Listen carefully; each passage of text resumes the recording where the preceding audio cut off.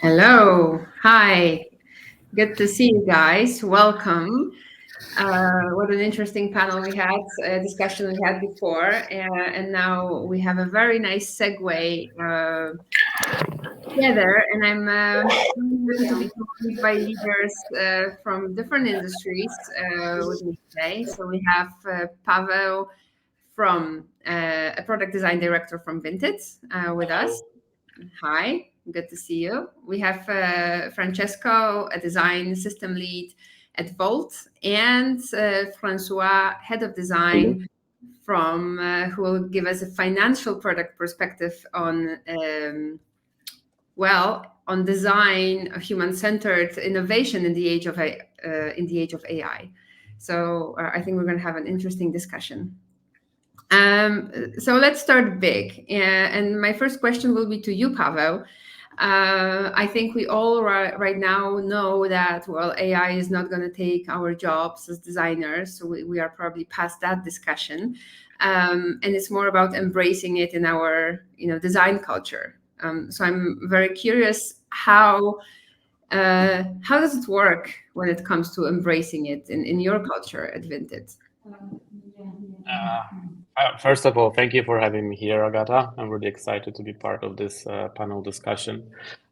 Maybe first I'll provide you with the context what we do in buyer domain at Vinted. We are responsible for everything that starts with uploading an item to the platform by our sellers and matching this with our buyers. From the user experience perspective, that means we work with anything that has to do with uploading, searching, browsing, personalizing, engaging with an item, and so on. And majority of features and products we work with are to some extent empowered with the AI. For example, large language models, machine learning, or image recognition. And that also means that designers that work in buyer domain work with AI features and products. Yeah. Now, coming to your question, how to foster this culture and what to bring in here. The first of the things I notice, and I think it's very important, is encouraging designers to deepen their technical knowledge and also on the knowledge on the side of what currently you have inside your tech stack. So make connection to your engineers, making connections to your data peers, and ask them questions, ask how it works. It's actually quite complex. It adds additional complexity to the development of the digital products. And the language can be very abstract, and it's important to develop a common language, include those peers in your design and creative process, and be better informed in what you are working with and what kind of value you can bring. Another thing also on the technical side is keep exploring what is out there. And there is a lot of happening, as we all know. Every day we see some new emerging products, which are sometimes even revolutionizing the scene. So it's also pretty hard to catch up on that sometimes. I think it's even more challenging, but still it can be very inspiring to see the use cases of other products and ask the team, what can we do in order to bring similar solution maybe to our users, if we can connect it with, of course, the needs of our users. Another important thing I believe in is understanding the data, meaning how the data is being collected, how the data is being processed, and what kind of value we bring in return to our users. With design, I believe we have huge responsibility in communicating to our users what's happening with their personal data, because AI essentially is data, right? So we have to understand it, and we have to translate it to our users so they can understand what's happening with their personal information, what value we offer them in return. So those are both, I think, quite technical competencies that designers should be developing. I don't think they should be developing to the level of experts, but more to the level of understanding what the experts are talking about and include them in the creative process. I often refer designers to Chris Nozel, he's a design leader in IBM. 29 interactions for AI. I think it's a great start for any designer who wants to start working with AI products. It's a great introduction to the terminology, and also I think it's written in the level that it's easy to absorb for someone who is not technical person necessarily. And last not least, adapting the research. I think that's something that we started practicing at Vinted. Whenever we speak to our users, we try to estimate what is their digital environment or AI environment right now. And that's super interesting. So I'm not talking about competitor analysis and understanding what do they use, but in general, how tech savvy they are. Are they using social media? What kind of social media? Where do they buy groceries? Where do they pay the digital banking and so on? Because that can help you understand how fluent they are in AI. I think it's very easy to get biased by us who work with the digital on day-to-day basis to assume that everybody understands how to do prompts, for example. Might be not the case for your users at all, because they might not be using even enterprise products or Google Docs. So the solution that might be looking great for you might be completely alien for your users. So I think that's definitely helpful. And I think last thing that we live in very interesting times. I mean, apart from many other things. But what is a great benefit of it is that whenever we speak to our users and ask them more specifically about algorithms, for example, they can provide the answers today, which they couldn't 4 years ago, because it was too abstract for them. Now, I think maybe it's because the high adoption of social media and other feed-based products. They actually can tell you how they wish the algorithm in your product would look like, or they would like to personalize it this way or the other. So I think I'm not sure how the tech savviness goes with the users, but on the other hand side, there are certain expectations to AI which are not so alien anymore for our users. Yeah.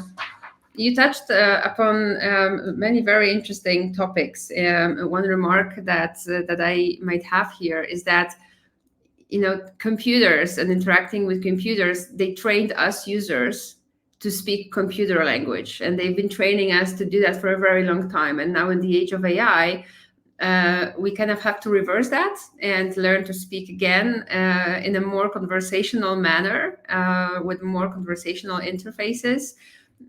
So this is indeed a very interesting point, that basically we need to kind of speak human again to machines, which is maybe a little bit counterintuitive. And another thing you touched upon is staying up to date in education. And Francesco, I wanted to go a little bit to you with that topic. And how do you think can we stay relevant? Can we stay up to date with what's happening in the world, or in the design world at least? And what's the AI role here? Yeah, I was thinking this weekend. I was observing a friend of mine that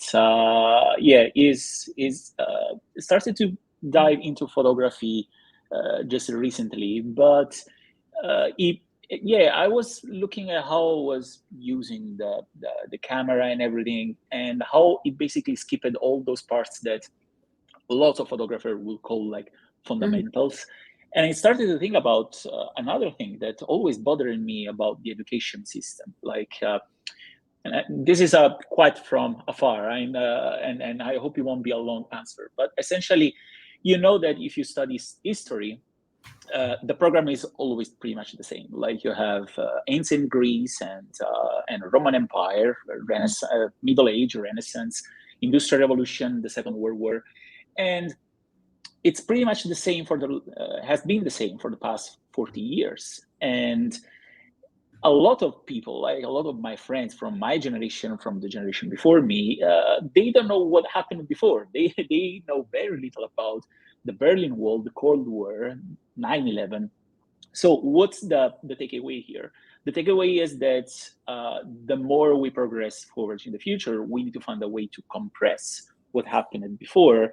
And maybe, of course, there will always be specialists that will specialize in that particular topic. Ancient Greece, hyper specialists, for example. So in terms of looking this with the lens of the AI and something that new designers would, the skill set that new designers should develop, is the fact that AI could just help them to skip those fundamentals. And I know maybe it's a very radical opinion, but when it comes to especially product design, there are very few ways to do certain things. We have just maybe a couple of ways to design an input field, or very few ways to design advanced filters on an e-commerce, or even typography. They have very strict rules you cannot escape. With AI, you can just compress that knowledge and just retrieve it when you need it. Just like my friend, like I don't need to know what exposure does, like in the details. I can just retrieve it when I need, and maybe use AI to just help me to make a better photographs. I don't need to know the exact details. This makes me a worse designer than other people that knows all the theory. Maybe yes, maybe no. Of course, it's quite. Then again, it's a radical opinion, but it's definitely something that the skill set of the new designers will be more leaning into the now and the problems that needs to face right now. Like I need to face a problem of virtual reality, of augmented reality. I don't need to know the entire history that came before that led to virtual reality. Yeah, interesting. I wonder, is this AI education or AI powered education different depending on different sectors, or is it universal? When I think about financial services, for instance, this is something that no offense to fashion or food delivery, but has a bit of a higher learning curve, higher level of expertise required to be fluent in what's happening in the financial world. So Francois, naturally this will go to you. This things mentioned by Pawel, educational aspects mentioned by Francesco, how does it look in your case in Younited? For us, as a financial service, it's quite important to respect some rules. So we have a lot of constraint. Now we are really going deep into the AI and its possibility. And one of the stream are from the tech side. They really try to check all solution that is available and that are compliance ready. That's really the most important, because we deal with data of a customer. We can't send information from bank reader or give recommendation to abstract recommendation or some kind of investment recommendation without checking everything and controlling all the behavior of the AI. So first step is to create some framework and try a lot of different tools, test them inside our company, so to manage and optimize operation. For example, on the data side, how we can accelerate the categorization of the bank reader, also how we can analyze document better, and how we can improve our customer service and operation in general. And so making that by a little test and learn system, we can then deploy the solution that work well internally to the customer, to the final user, without taking too much risk. Okay. So this is quite interesting.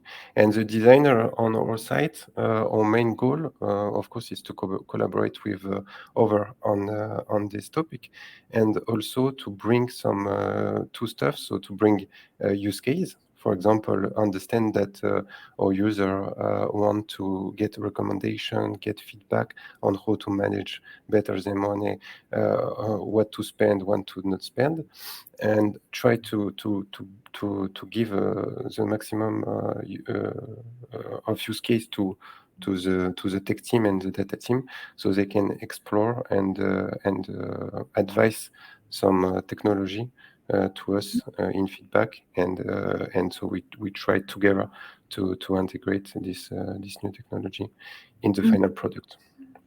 And so now both you and Pawel, you mentioned that AI is being implemented somehow on the user side in your products, and users are getting AI recommendations or things, AI things in your products.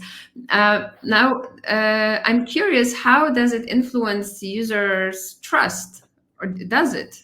Do you observe that there is some sort of friction? Are users trusting those AI recommendations or those AI features? I can maybe start. I think when it comes to trust, we didn't see that users wouldn't trust the recommendation less or more that we have. I think they already understand there is connection to their past behavior and to what we offer to them. But on the trust side, there are other things that are coming with AI, which is the bad actors that come to the platform and the bots that are being created by AI. And I think that that's the dark side of the rapid development of AI is, as much as there are great opportunities coming for us to introduce a good value for the users, there are also the increased numbers of the bad actors and the solutions that are malicious to our potential users. So therefore, we have to make sure that we are proactively addressing that and reacting to that as well. And that has impact on trust for sure. So yes. We want to make sure that what we recommend to the user is real and has the right value for the users. And I think those are the challenges that come very fast to us right now, as the development is, as I mentioned, very fast right now. Yeah. And do you disclose in your systems what is AI and what is just regular algorithm? Yes, that's obligatory actually right now. So when you have feeds, you have to explain to the user. Still, I think that the language, how we describe it, can be done better. On the other hand side, we keep changing the algorithms, right? We keep testing what is better for the user, what has better adoption, what is better reception. But I think developing the language for sure is something that we keep working with the content designers and try to test with our users as well. And the more legal obligations are coming from the EU, which I think is great. And now the AI Act was signed off 2 weeks ago. I think there will be even more pressure on and probably unified language around those problems in the future. Mm-hmm. And Francois, when it comes to trust in Younited, did you see anything from your users? For now, yeah, it's a topic that is super important too. That's why we're making a lot of tests before to provide only a solution that's fit their need and explain, of course, where the AI will help them in what context and give maximum transparency. Yeah. Mm-hmm. Perfect. We have a question from the audience, so let's maybe look at that. So, how can we encourage designers to look at how unmet needs can be fulfilled with AI? What are the ways we can think of AI as an enabler to solve these unmet needs? That's an interesting one. Yeah, maybe I can fill it in with a particular perspective on especially the encouragement word sparked something Because I mean, working in the design system and creating a design system from scratch, it means that one of the most common things is to create a reference site and write a lot of documentation, write a lot of rules. But especially when you have maybe a limited bandwidth and maybe not a lot of resources, you end up, especially in the past couple of years, you end up writing things using AI, using ChatGPT. And the question that sparked in my mind recently is like, why are we relying on ChatGPT? But then we are so pretentious that we want to other designers read long forms the old-fashioned way. So I think the unmet needs here is that when you start to integrate AI in your workflow, you took it until the end and took all the way. So if you're integrated in your creation process, you also try to leverage it for the end user, and basically trying to, okay, this is like my customer has a need, and how can I just try to feel almost as an intermediary between who creates the thing, like between the prompt and the actual delivery of the thing. So at bottom of the line is the fact that the most important part of using AI as we constantly hear about using AI as an intern, as an assistant, but it's not using it as an assistant, but also build the assistant and deliver the assistant. So it's different parts of this assistance design. Probably, I don't know if this is a new term that I just invented, but this is probably that's the thing. But of course, we cannot rely too much on expect the AI to notice the unmet needs, or just came up with I have this idea. They will never have it. They will process who we are and what we and how we feed them. So that's the balance to find. Francois, go ahead. Yeah, on that, I think it's interesting also to see the AI just as some tools to reveal. For example, they will not provide the ID, but they could accelerate the process. For example, in UX research or some stuff that before was long, or you wanted to test and to see to find some new opportunity. Now you can have some ChatGPT and then make some interview and highlight all the insight, and some of them as human maybe you will not see directly, but when you read the translation and the AI work, you find different and new connection between all these different AI that you use, and this give you a new perspective and a new ideas. So it can be very interesting too. So let's go a little bit provocative then. Do we still need research? We have so much data, right? And we have ChatGPT, we have AI. Can we just, have it tell us what to do instead of having all those time wasting interviews, quote unquote, sorry. I can maybe start. I think we need even more research right now, to be honest, because I mean, at least the current AI tools I see, of course, they are great with agglomerating the information that you already have, but they are still generating the output over there. So I think that looks very user friendly, but it doesn't necessarily speak the truth. But I think what is even what AI, at least for now, cannot cover, and I don't see it for coming in the tomorrow. I don't know what's going to happen in a year, but tomorrow is understanding the context of the users. And since there are so many new tools coming, new operating systems, new assistants, and so on, I think it's more important to speak to users and understand how fast do they adopt, which I mentioned before.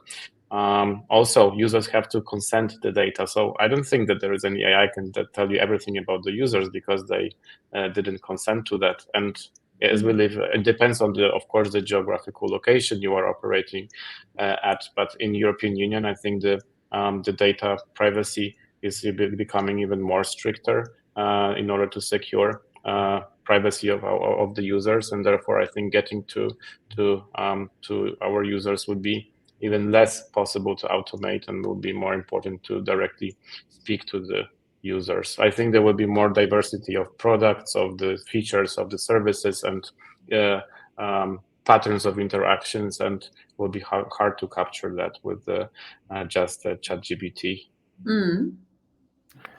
Also, on these points, I agree, and I think that one element that will be difficult to feel with AI is the emotional part and the reaction, especially when you discuss with another person. You can feel some stress sometimes when you try, or anger, or all this kind of stuff that can guide you also on what is the real problem, or what is the motivation level, and this will be very difficult for now to feel or to get with an AI. I really like that point. Francesco, I saw you had some comments as well, or you good? No, I completely agree. And then again, like I was trying to make the point early on this, like the intuition is something that we don't see, at least for now, anything that can let us think that AI will take over that part of the human nuances. So I completely agree with what Pawel and Francois said. And Pawel, you talked a little bit about legislation and the obligatory we have to inform users about AI. I wanted to touch a little bit upon the ethical part, probably our last part of our conversation. What are your thoughts? Is it, you are from different sectors, different industries. I know we are now obliged to reveal some of the information about AI, what is recommended by AI, but can we really apply AI everywhere, even in our design process? And do we need to disclose that, and how ethical it is for us designers to rely on AI tools instead of our expertise? It's an open question. So,